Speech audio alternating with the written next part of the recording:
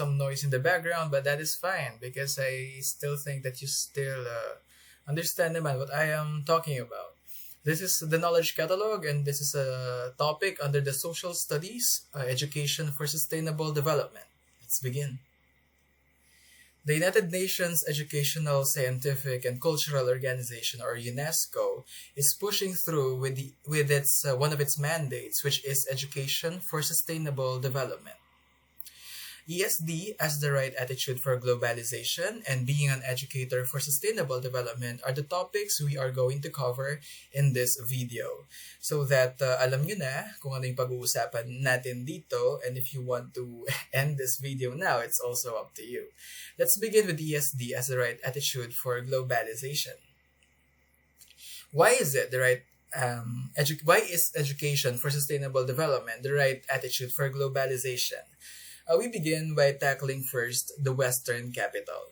Globalization has opened doors for free trade across the world, and while the fruits of which are sweet, oftentimes they are just being reaped and enjoyed by those in the West. This calls for new goals for globalization because it doesn't have or it cannot stay this way.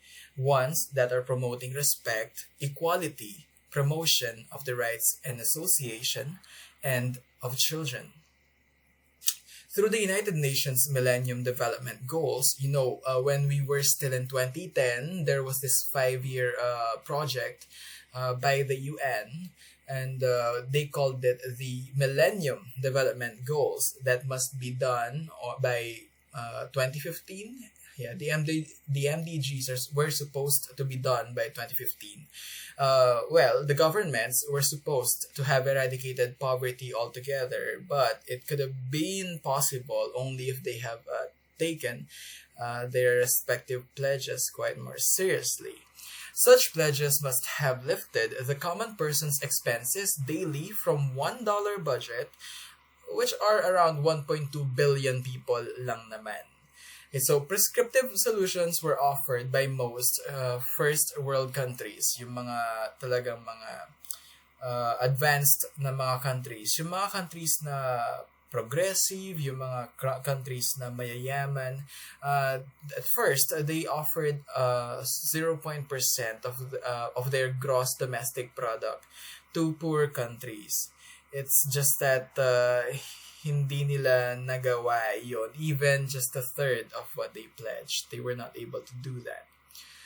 Now, perhaps the problem there is that we don't have a strong amount of sense of will to even do things for sustainable development. We have thought already of many solutions to our problems, and if you're gonna ask me, there are so many people na namuhay na actually that are so smart.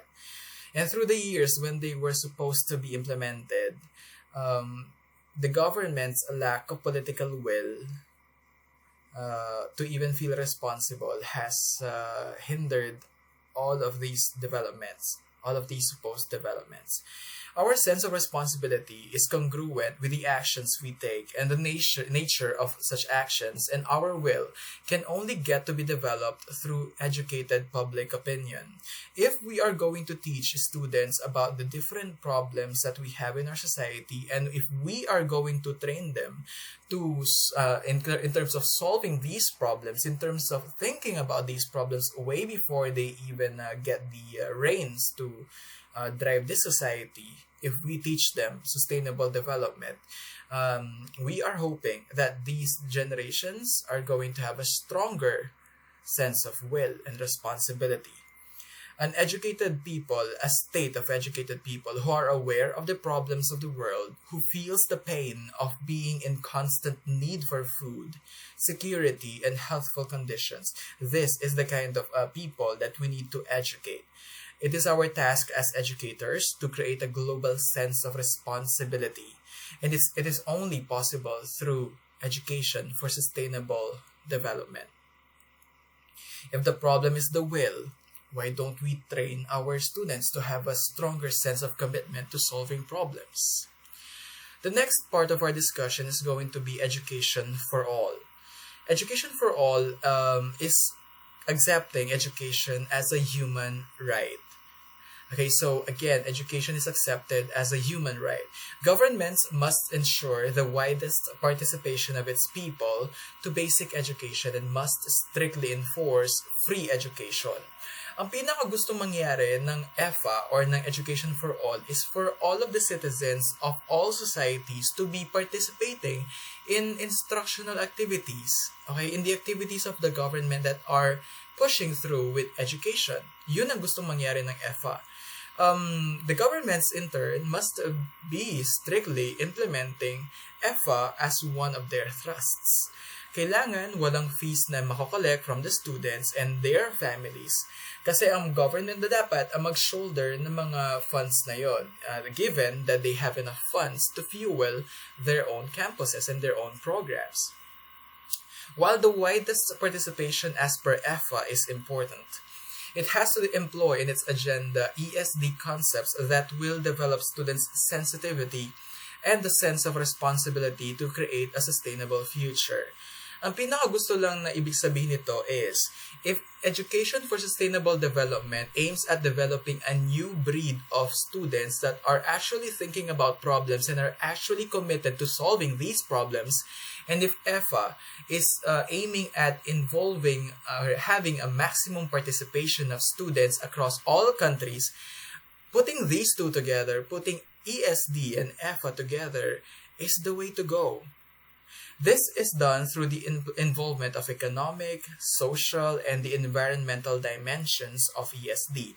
When we say economic, the implications of various industrial and commercial activities to the economy and thus to the life of the family, and in this case, the Filipino family.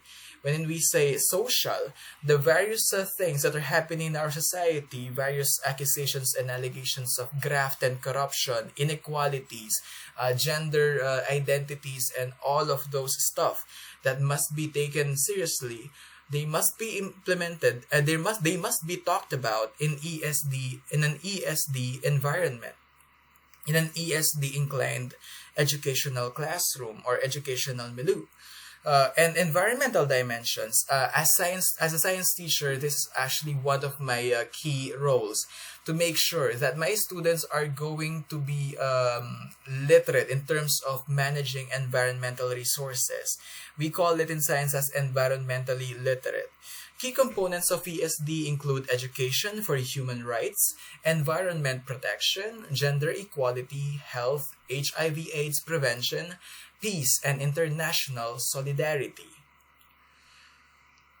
Active student participation is also important, okay, for education for sustainable development. Hindi lang importante basta-basta na i-adjust natin ang ating educational system in such a way that the content is more relevant to the students. Hindi lang din basta-basta importante na i-include lahat, i-open ang programs para sa lahat ng mga uri ng learners. Importante rin na ang mga bata are also given reasons for them to be active participants in the whole process. A remarkable feature of ESD is active student participation. This is considered to be the most effective tool to develop a feeling of responsibility to create a sustainable future among students after their basic education. It is one that is stipulated in the UN Convention on the Rights of the Child. They have the right to be involved in all of these talks. And what better ways there to involve them than, just to put the talk in the classroom. Particular example from Sweden allows students to take part in the planning of school activities with a certain amount of power they can use constructively. In the Philippines, I don't think na lahat ng mga schools are ganon, pero I am positive that some or if not a very few of our schools in the Philippines are actually involving students in the planning of all of these kinds of activities. And I'm also speaking for the junior high school sector kasi if we are talking about higher education institutions, that's actually almost no question because students from colleges and universities are actually very active when it comes to social issues, when it comes to awakening the masses in terms of all these issues. Active talaga sila. Pero pag junior high school, parang medyo magtatanong pa tayo. Okay, so yun. We're done with the first part, which is ESD, Education for Sustainable Development, as our right call.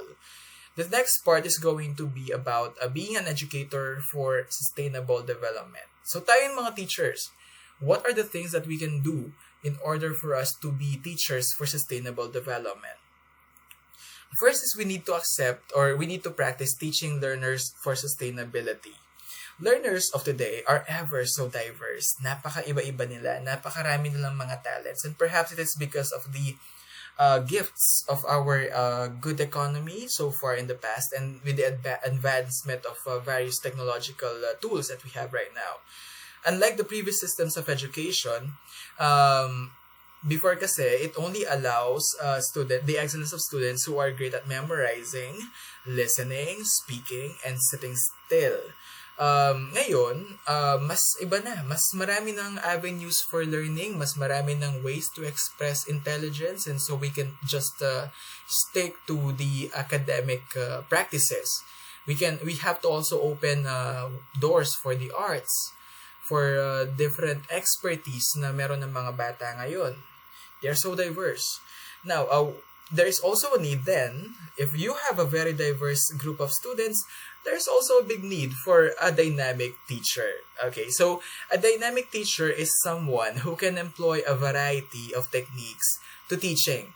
Not just the traditional discussion or lecture method wherein the teacher is at the center of the instructional process.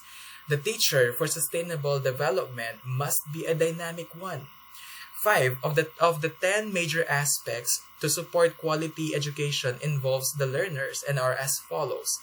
First is seeking out the learner, acknowledging the learner's knowledge and experience, making content relevant, and using many teaching and learning processes, and enhancing the learning environment. If you are the teacher for sustainable development, you have to be able to answer to all of these aspects. Okay, to support quality education. Okay, ang mga learners natin, may mga ganyan silang mga requirements. May ganyan ng mga aspects din ng ating educational system these days if you are to teach for sustainable development. Modern pedagogies then must put the learner at the center of the instructional process. Kailangan si learner ang nasa pinakagitna na lahat ng ginagawa ng teacher. Kailangan when we are assessing students, it is for them. When we are evaluating, it is always for them. When we are planning, we put the learners in the center. Okay, so this is it's also worthy to mention that this is contrary to the traditional teacher-centered approaches. Just because we were raised that way doesn't mean we are meant to raise our children that way too. Students must be encouraged to ask questions, analyze, think critically, and make value-laden decisions. Some teaching techniques which we may incorporate or which we may use in our teaching or instructional processes is first simulations. We can do class discussions. We can do issue analysis and techniques, and we can also do storytelling. Simulations are varied. So, meron tayong mga PhET simulations in science which we can use to simulate something na pwedeng kontrolin ng mga bata at the same time is safe kasi it's only an interactive simulation through the internet. And I guess na pwede rin actually i-download yon. Again, that is PhET simulation. If I'm not mistaken, it's PhET simulations. The next one is class discussion. And by saying class discussion, we don't just mean class lecturing. Okay, when we say discussion talaga siya. Exchange of ideas. Kailangan si teacher at si student nag-exchange sila ng ideas. Hindi yung nagla-lecture lang basta-basta si teacher. Okay, so the third one is issue analysis and techniques. Perhaps ito yung pinaka na-overlook natin, especially in my case as a science teacher, na-overlook namin madalas is yung fact na ang dami pa ng mga nangyayari sa paligid natin na pwedeng i-connect sa klase. You know, usually environment yung pinag-uusapan, yung mga may connection. Also ngayon, since we are in the middle of a pandemic, pwedeng pati health, pwedeng pag-usapan, which is quite also connected to science. we have to incorporate these articles, these news articles, all of those words that we may share with our students, and let them process those articles, those things that are happening around us, and see what do they think about them, and in their opinion, how are they going to be able to solve it if they were to be asked. The next one is storytelling, and perhaps this technique is most effective when it comes to learners that are very young. So ayun, the United Nations Educational, Scientific, and Cultural Organization's Education for Sustainable Development has the following parts discussed in this video. It is they are as follows: ESD as the right attitude for globalization, and being an educator for sustainable development. The Knowledge Catalog is a brand being developed by a teacher creator, yours truly, and I am a high school teacher in the Philippines, and I love developing content that I find useful and needed to better my instruction. If you want to show your support to me and my channel, kindly hit the subscribe button and perhaps ring the bell. And if you want to, you may leave a like or perhaps give a positive comment.